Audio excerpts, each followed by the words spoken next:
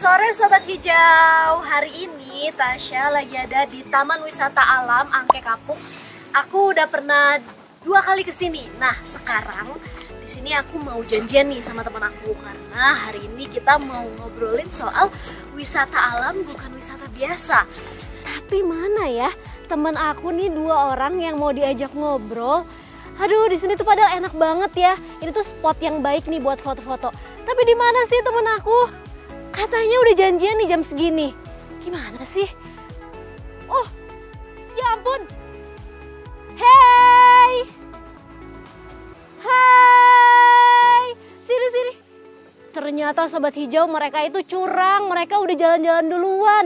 Kayaknya udah pada selfie-selfie foto-foto bareng-bareng nih. Aku nggak diajak.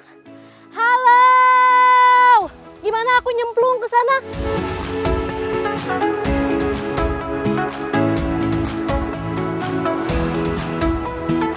Halo Mas Ramon, halo Mbak Dina, ayo bergabung sama Tasya di sini. Terima kasih ya, udah mau diajak sama aku nih untuk ngabuburit di hutan. Hari ini kita bakalan ngobrolin banyak nih soal wisata alam, bukan wisata biasa bersama 2 narasumber kita. Ada Mas Ramon Tungka, aktor dan penggiat alam terbuka, dan juga ada Mbak Dina Srikandi, staf Subdit Promosi dan Pemasaran Direktorat Pemanfaatan Jasa Lingkungan Hutan Konservasi. Gimana kabarnya hari ini? Sehat, Tasya gimana? Sehat, alhamdulillah. Nah Sobat Hijau, yuk sekarang kita ngabuburit di hutan.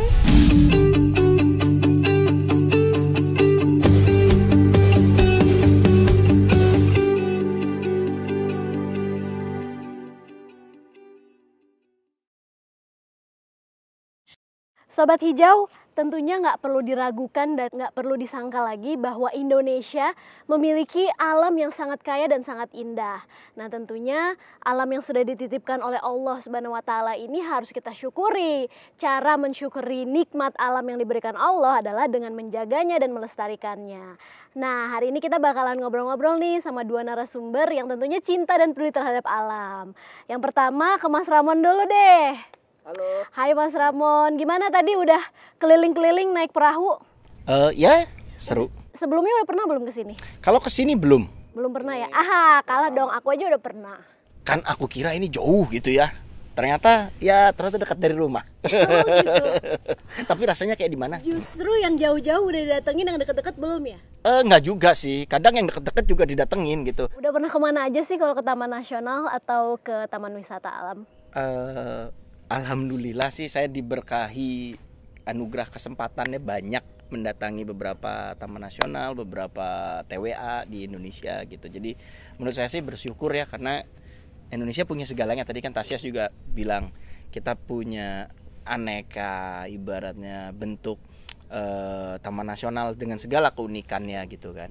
Mau yang bentuknya gunung, mau yang taman nasional itu di laut ataupun rawa ataupun mungkin danau. Atau salju pun kita punya gitu kan. Wah, belum gitu. pernah tuh aku justru sampai ke salju. Udah pernah Mas? Mendaki sampai ke salju? Alhamdulillah pernah. Pernah? Gitu. Wah, keren banget. Yang paling berkesan waktu itu pengalaman kemana Mas? Kalau ditanya yang paling berkesan sebenarnya banyak ya Tasya. Maksudnya di Indonesia ini taman nasionalnya kayak tadi saya bilang di awal beda-beda. Jadi kalau misalkan ditanya misal yang paling panas, itu bisa di sini misalkan. Atau yang paling seru itu di sini gitu.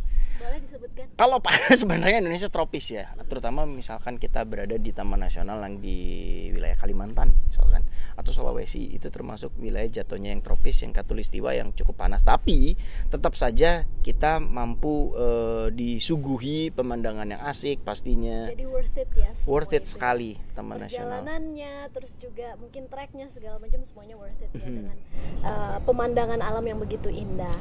Sekarang aku mau tanya nih ke Mbak Dina yang memang kerjaannya tuh ngurusin Taman Nasional dan juga Taman Wisata Alam.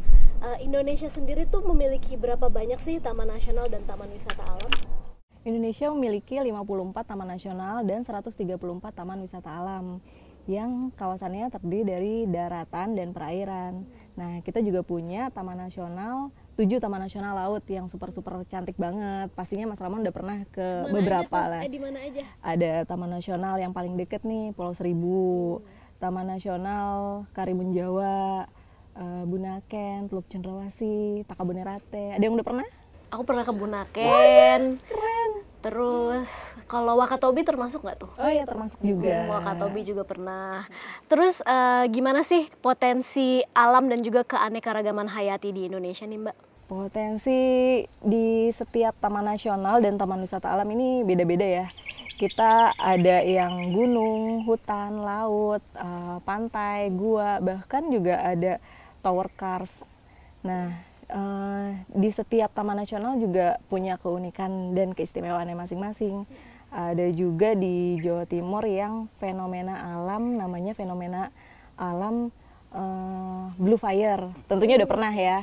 Nah, itu terkenal banget karena di dunia cuma ada 2. Yang pertama ada di Islandia dan yang kedua ada di Taman Wisata Alam Kawah Ijen. Nah, itu keren banget. Tasya harus banget ke sana. Iya nih, aku belum nih ke sana. Tapi kalau menurut saya itu si yang ada di Taman Nasional di Kawah Ijen itu Blue Fire itu ada 2 tadi kan, Mbak Dina bilang. Kalau menurut saya itu yang pertama Ijen, yang kedua Ijen. Jadi kalau menurut saya itu kayak tadi Mbak Dina bilang very unique dan mungkin cuman kalau mau diadu sama Iceland sih saya berani ya Indonesia diadu dengan kebetulan beberapa saya studi banding ke beberapa tempat di luar taman nasionalnya. Saya melihat bahwa taman nasional di Indonesia inilah yang paling warnanya paling banyak gitu, paling majemuk gitu. Ya, aku juga merasakan gitu sih, kayak misalkan lagi ke luar negeri orang bilang, "Ayo kita main di pantai ini yuk." Nggak ada apa-apanya kan sama pantai di Indonesia. Ayo kita lihat yuk trekking ke sini. Wah, kayaknya lebih indah alam Indonesia gitu kan. Emang bener-bener nggak ada tandingannya sih kalau kita mau untuk menjelajahi dan bener-bener menikmati alam di Indonesia ya. Nah, kalau buat Mas Ramon sendiri, aktivitas apa aja sih yang seru dilakukan di Taman Nasional yang menjadi favoritnya Mas Ramon? Banyak, tergantung taman nasional mana yang saya kunjungi ya. Semisal taman nasional yang sifatnya gua ya berarti saya akan melakukan aktivitas caving dalam situ. Atau mungkin di laut ya mungkin saya diving kalau misalkan. Tapi yang lucu mungkin Mbak Dina bisa mengkoreksi bila saya salah. Banyak pendaki di Indonesia, mereka mendaki gunung beberapa tapi nggak tahu bahwa gunung itu taman nasional gitu kan.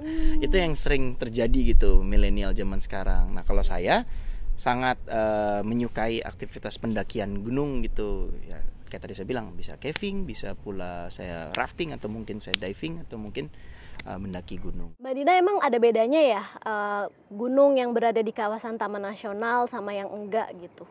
Tentu ada bedanya ya dari kawasan yang bukan Taman Nasional dan Taman Nasional. Jadi kawasan Taman Nasional tentunya punya keistimewaan dan keunikannya masing-masing. Nah, terus juga di Taman Nasional tentu ada habitat satwa-satwa endemiknya dan juga tumbuhan-tumbuhan yang emang berbeda dari Taman Nasional satu dengan yang lainnya. Dan juga begitu juga Taman Wisata Alam, semuanya punya perbedaannya lah. Pastinya yang di Taman Nasional lebih spesial lagi, makanya kalau kita mengunjungi ke sana tetap harus jaga kebersihan, jangan merusak alam, apalagi habitat hewan-hewan endemik yang ada di dalam situ. Oke.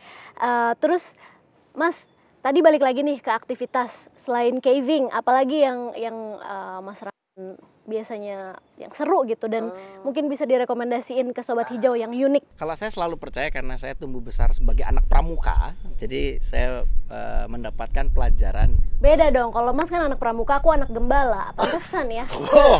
Oh kamu Aku hidupnya di panggung. Oh iya benar. Lanjut gimana tuh Mas? Jadi kalau misalkan ketika saya di pramuka dulu dari kecil bahwa Lord Baden-Powell itu kan pernah bilang bahwa alam adalah media paling terbaik untuk membentuk jati diri ya.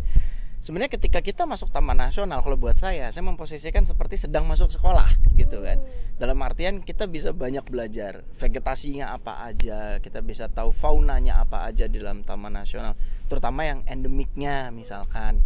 Kemudian mungkin ini termasuk hutannya tipe yang seperti apa, heterogen, homogen, terus kemudian misalkan masyarakat yang hidup di sekeliling Taman Nasional pun pasti memiliki demografi yang berbeda di tiap Taman Nasional, kebudayaannya juga beda. Jadi that's why kalau saya masuk Taman Nasional saya berasa kayak sekolah oh ini masuk sekolah A, saya belajar ini di sini segala macam. Ya gitu. Ketika masuk ke taman nasional lain, saya belajar yang lain. Ya, dan tentunya masing-masing taman nasional juga punya keunikan masing-masing dan punya kearifan lokal masing-masing yang harus kita respect gitu, yang harus kita hargai ya. Terus ke Mbak Dina nih, kalau buat traveler pemula kayak aku nih, aku kan ya traveler yang cuman ya nggak energinya belum banyak gitu ya untuk kayak mendaki apa segala macam. Sarannya kunjungi taman wisata alam mana, atau mungkin kalau ke taman nasional coba kemana gitu? Oh, bisa juga yang terdekat. Kalau misalnya mau mendaki, misalnya ke Papandayan, Taman Wisata Alam Papandayan. Nah, atau yang lebih dekat dari Jakarta, TNGP, Taman Nasional Gunung Gede Pangrango. Nah, itu lumayan juga dan cukup dekat juga, cuman beberapa jam untuk naik. Dan kalau ke Taman Nasional Gunung Halimun Salak atau Gunung Gede Pangrango itu bisa bawa keluarga juga, bisa berkreasi. Oke, jadi bisa bawa keluarga. Kalau ke pantai, taman nasional mana nih yang kira-kira family friendly gitu? Yang terdekat ada Taman Nasional Kepulauan Seribu. Deket banget kan dari Jakarta. Nah, bisa juga ke sana, bisa snorkeling, bisa diving. Di sana juga terumbu karangnya juga oke banget. Nah, nggak jauh beda lah sama Taman Nasional. Karena kan Taman Nasional Kepulauan Seribu itu termasuk juga 7 Taman Nasional Laut. Oke, jadi bisa ke Pulau Seribu dulu, yang dekat-dekat dulu ya.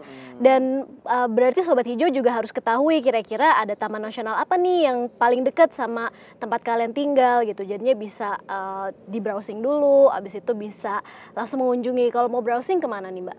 Oh, bisa juga untuk Sobat Hijau, atau kalau aku biasanya nyebut, kita punya Instagramnya @ayuketamannasional. Nah, aku menyapanya dengan Conservation Mat. Nah, bisa follow Instagramnya @ayuketamannasional_official dan juga @hari konservasi alam nasional. Nah, di situ ada informasi tentang Taman Nasional, dan juga Taman Wisata Alam. Bisa juga nih diunduh kalau yang punya Android, di Play Store itu ada aplikasi namanya Pariwisata Alam Indonesia. Di situ lengkap banget, ada 54 taman nasional dan 134 taman wisata alam. Di situ ada, kita bisa melihat bagaimana sih di sana, ada apa aja di sana. Kita jadi, bisa lengkap ya dari 54 itu. Informasinya di situ. Oke. Kita juga punya ekspektasi gitu ya sebelum berkunjung ke sana, apa yang harus dipersiapkan. Iya, terus harus seperti apa, berapa hari mungkin yang harus kita siapin untuk tripnya gitu kan. Dan registrasi itu yang paling penting. Nah, jangan asal datang aja ya, totonya lagi tutup ya kan. Jadi kita bisa mendapatkan informasi dari Instagram ataupun aplikasi yang bisa diunduh melalui Play Store. Oh iya, untuk yang mau ikut, kita ada program acara namanya virtual tour ke Taman Nasional dan Taman Wisata Alam. Nah, kebetulan tema Ramadan ini adalah tema wisata gua. Nah, itu setiap hari Selasa. Nah, yang mau tahu informasi lebih lanjut bisa follow Instagramnya yang tadi itu yang aku sebutin @ayuketamannasional_official. Di situ kita ada informasi mau virtual tour kemana, jam berapa. Virtual tour, wah berarti ini kayaknya tur-tur yang biasanya diadakan di masa pandemi nih. Keadaannya gimana tuh Mbak Dina selama masa pandemi? Apakah TWA ataupun Taman Nasional udah pada buka belum sih, atau masih pada tutup? Terus gimana dong kalau misalkan mau berkunjung, kalau kangen berkunjung gitu? Ya, emang sih masa pandemi kemarin ini Taman Nasional dan Taman Wisata Alam ini ditutup, tapi secara bertahap sekarang sudah mulai dibuka nih satu persatu. Nah, sampai dengan hari ini sudah 110 kawasan yang dibuka. Itu meliputi Taman Nasional, Taman Wisata Alam, dan Suaka Marga Satwa. Tentunya kawasan-kawasan yang dibuka ini berada pada zona hijau dan mereka menerapkan protokol kesehatan. Oke, jadi yang dibuka adalah yang berada di zona hijau dan tetap protokol kesehatan harus diterapkan karena memang kesehatan dan keselamatan kita di masa pandemi ini itulah yang paling penting. Dan juga nih Mbak Tasya, aku mau kasih tahu kalau reaktivasi kawasan kita ini mengusung konsep healing forest. Manusia tak bisa lepas dari alam. Kesibukan, kemacetan, dan kebisingan sangat lekat bagi masyarakat kota. Tak hanya melelahkan fisik, namun jiwa pun ikut letih.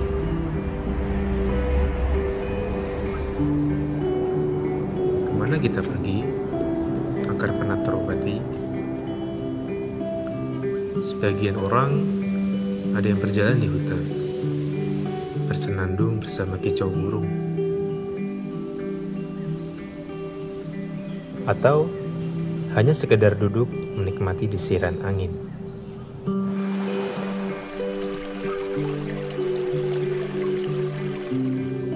Sendiri ataupun bersama keluarga dan sahabat.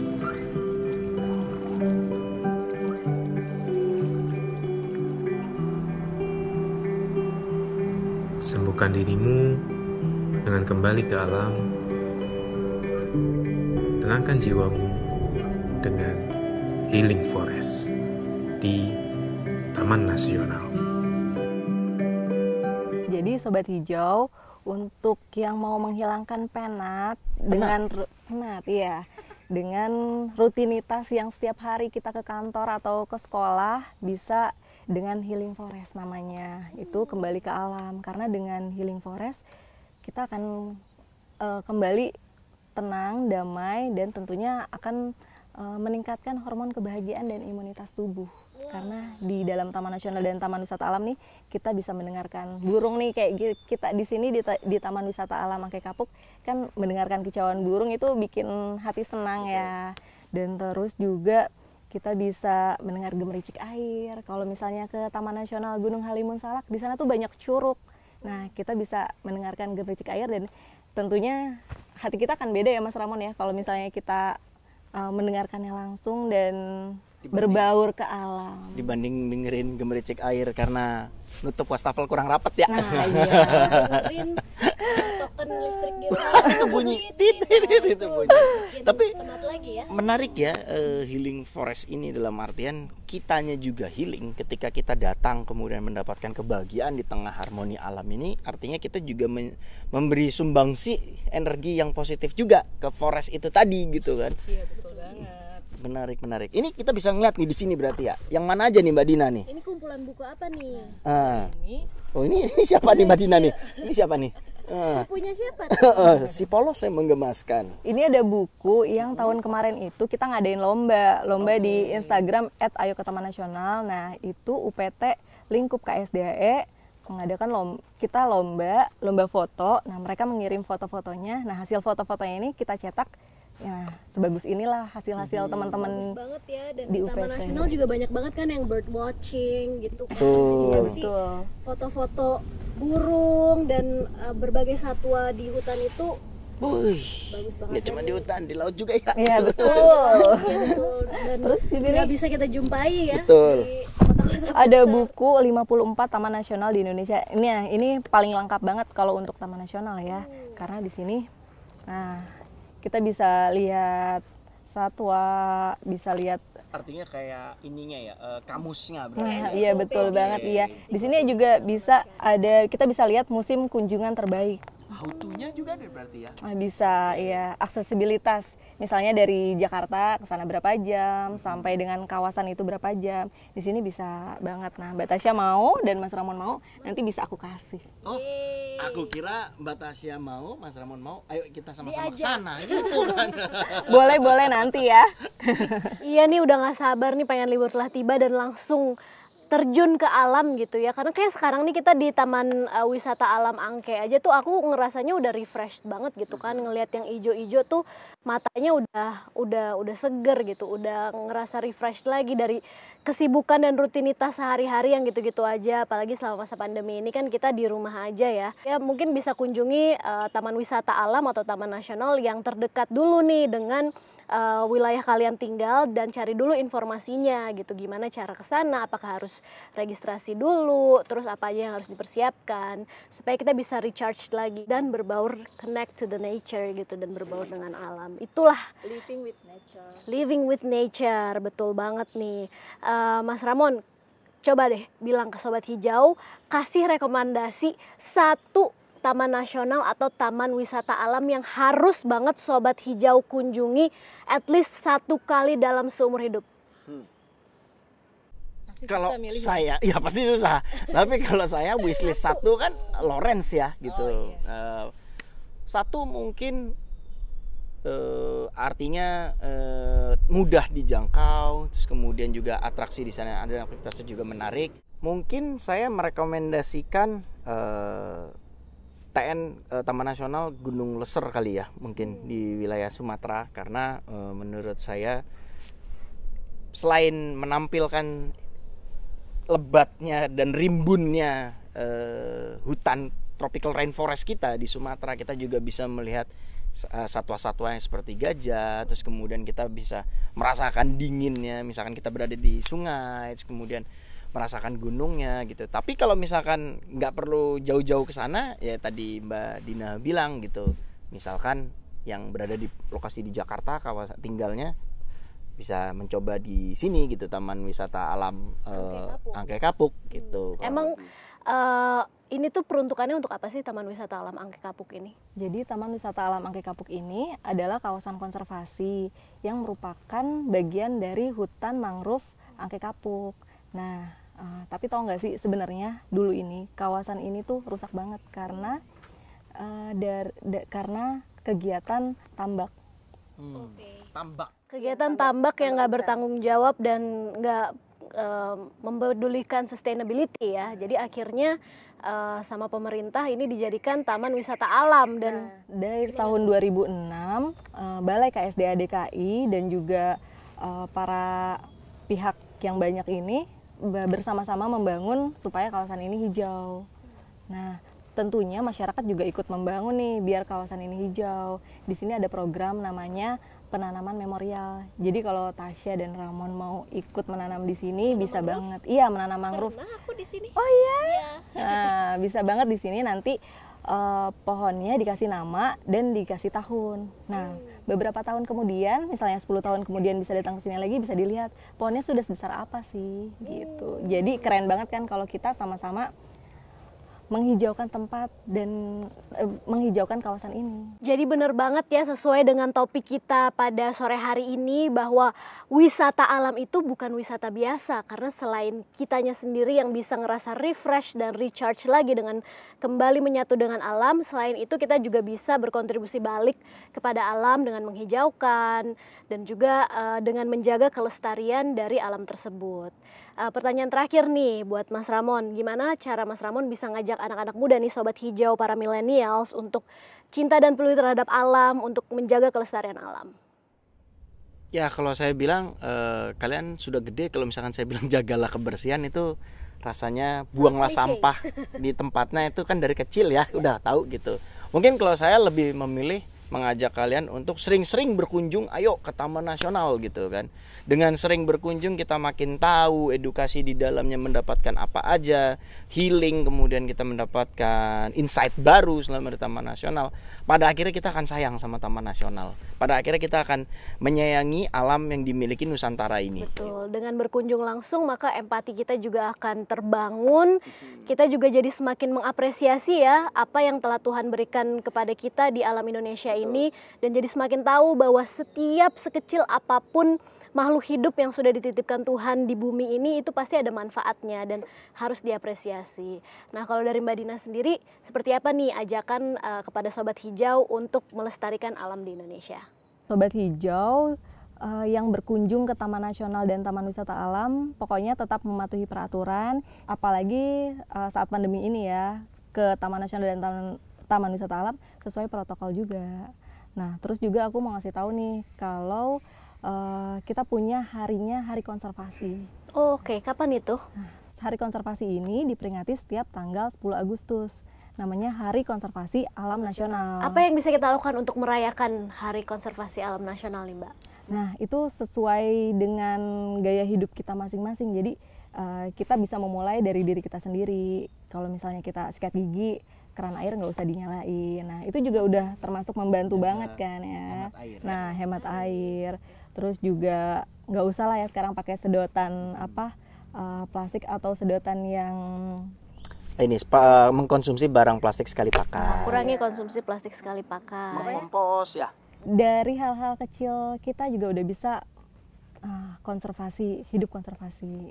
Oke, tentunya juga mungkin tanam dan pelihara pohon di rumah supaya kita juga lebih mengapresiate apa yang telah alam berikan untuk kita. Oh iya, di tahun ini Hari Konservasi Alam Nasional juga memperingati 10 Agustus. Nah, Hari Konservasi Alam Nasional juga diperingati setiap tanggal 10 Agustus. Nah, itu sesuai dengan gaya hidup kita masing-masing. Jadi kita bisa memulai dari diri kita sendiri. Kalau misalnya kita sikat gigi, keran air nggak usah dinyalain. Nah, itu juga udah termasuk membantu banget kan ya. Nah, hemat air. Terus juga nggak usah lah ya sekarang pakai sedotan akan diadakan di Taman Wisata Alam Laut Teluk Kupang. Rencananya nanti tanggal 10 Agustus. Oke, berarti kita tanggal 8 berarti berangkatnya, kan rencana tanggal 10 ya? Iya, nanti bisa ikut ya bareng-bareng kita berangkat. Siap. Bisa jadi narsum juga. Waduh, Sobat Hijau, kita nih makin gak sabar ya kayaknya langsung berkunjung ke Taman Nasional dan juga Taman Wisata Alam. Aku juga udah gak sabar banget nih supaya bisa cepat-cepat libur telah tiba. Tapi tentunya di masa pandemi seperti ini, kesehatan dan keselamatan kita adalah prioritas. Mungkin sekarang bisa di-list dulu nih kira-kira kita mau kemana gitu, atau kunjungi memang yang buka yang di zona hijau dan tetap patuhi protokol kesehatan. Aku juga jadi penasaran nih, sebenarnya apa saja sih yang sudah pemerintah lakukan di saat pandemi ini terkait wisata alam. Sekarang mari kita simak penjelasan Menteri Lingkungan Hidup dan Kehutanan Ibu Siti Nurbaya. Assalamualaikum, selamat sore. Terima kasih Mbak Tasya dan narasumber yang hadir. Sore ini kita bicara tentang wisata, ekowisata. Kaum muda Indonesia yang saya cintai, kita tahu bahwa sejak 11 Maret 2020 tahun lalu WHO menyatakan pandemi global COVID-19. Dan Indonesia juga termasuk bagian dari itu, dan pada tanggal 16 Maret Bapak Presiden Jokowi juga menetapkan tentang pandemi COVID untuk Indonesia. Dan kita sudah merasakan itu berjalan terus sampai sekarang, saya kira udah lebih dari 1 tahun. Dan kita juga mengikuti, saya kira kaum muda, para generasi muda Indonesia juga mengikuti bagaimana usaha masyarakat dan juga terutama pemerintah dan pemerintah daerah untuk mengatasi ini. Kita bersama-sama melakukan upaya-upaya untuk mengatasi pandemi. Lalu bagaimana kaitannya dengan alam? Ketika tahun lalu ditetapkan sebagai pandemi COVID, saya justru paling mengkhawatirkan keadaan Taman Nasional dan kawasan-kawasan konservasi kita, karena di situ banyak satwa juga yang mesti dijaga juga. Kalau ntar dia tahu-tahu mati gitu ya. Jadi dan juga misalnya kalau banyak orang masuk lalu terjadi apa-apa, sehingga pada bulan Maret itu juga, pada akhir Maret saya meminta untuk taman-taman nasional dan yang biasa dikunjungi itu ditutup. Sehingga tidak lagi menerima kunjungan wisata. Baru kemudian di bulan Juni kita secara bertahap melakukan evaluasi dan mulai dibuka pada sekitar Juli akhir sampai dengan Agustus dan seterusnya ada sekarang. Jadi secara bertahap 72 kawasan konservasi yang biasa dikunjungi sebagai spot wisata itu sudah dibuka secara bertahap, tentu dengan protokol kesehatan dan dengan volume persentase dari pengunjung. Kalau dilihat datanya ya, kalau pada tahun 2019 itu rata-rata kunjungan wisata di kawasan konservasi mencapai 7,87 juta orang pada tahun 2019, maka di tahun 2020 itu angkanya menjadi 3,304 juta orang. Dan dengan situasi itu juga akhirnya penerimaan negara bukan pajaknya juga jadi dropnya jauh banget gitu, kayaknya nggak nyampe 10-11% aja deh kelihatannya, nggak nyampe setengahnya juga enggak, seperempat juga enggak, hanya kira-kira 10-11%. Nah, apa yang terjadi kemudian, kita sama-sama merasakan bahwa masyarakat mulai merasa jenuh, ada persoalan dan pengen keluar gitu ya, dan memang bagus juga sih masuk ke alam begitu ya, jalan-jalan di arena terbuka. Apalagi kalau masuk hutan, wah seru deh, oksigennya juga masih tebel, udaranya enak gitu ya. Maka kita mengenal adanya ekowisata, dan ekowisata itu juga sekarang menjadi bagian penting dari upaya pemulihan ekonomi nasional. Bukan hanya di Indonesia, tapi juga di berbagai negara di dunia ekowisata itu makin terkenal. Ini saya kira cocok ya, karena apa? Karena kawan-kawan ada beberapa fungsi alam. Fungsi alam itu satu, dia menjadi isinya itu untuk sistem penopang kehidupan.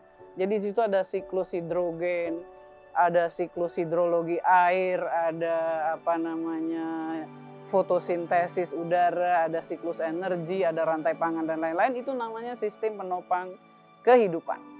Dan juga yang kedua, dia menjadi media. Jadi kalau kita lihat ada tempat rekreasi, ada tempat untuk orang berbuat apa, itu namanya sebagai media.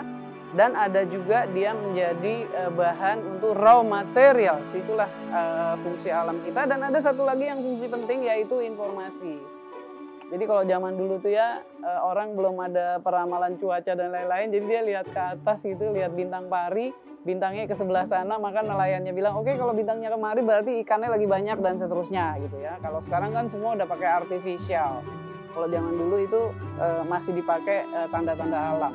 Termasuk fungsi informasi itu adalah untuk spiritual dan untuk estetika, sehingga dia menjadi penting dan itu gunanya, dan itu kenapa dia menjadi berguna untuk wisata. Jadi secara psikologis dia membantu kita, dan itulah yang disebut fungsi healing. Oleh karena itu kalau kawan-kawan dengar forest healing atau bagaimana kita berada di hutan lalu kita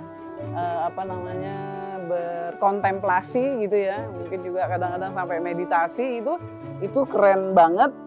Dan akhirnya dia menjadi wisata yang sangat penting, terutama dikaitkan dengan pandemi ini untuk juga membangun kesehatan gitu ya, untuk membantu.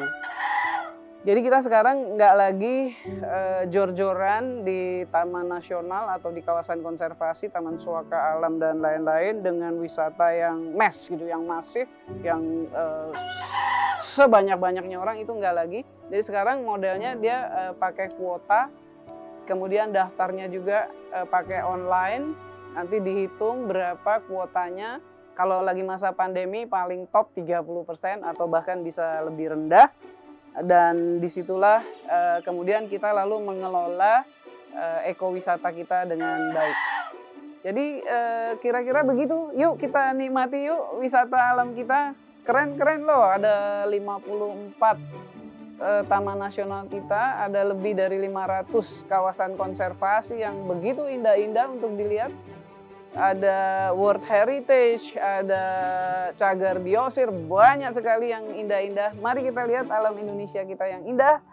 Ayo ke Taman Nasional, Taman Wisata Alam, serta tentu saja dengan mematuhi peraturan dari pengelolanya. Terima kasih, selamat sore, selamat berbuka puasa ya. Assalamualaikum, thank you.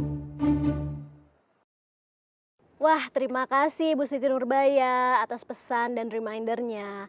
Nah, yuk Sobat Hijau, kita pahami lagi wisata alam yang ada di Indonesia dengan bertanggung jawab. Allah telah menciptakan bagian-bagian bumi dengan sangat indahnya. Jadi jangan ragu, jelajahilah setiap bagiannya, maka niscaya kamu akan memperoleh ketenangan hati darinya.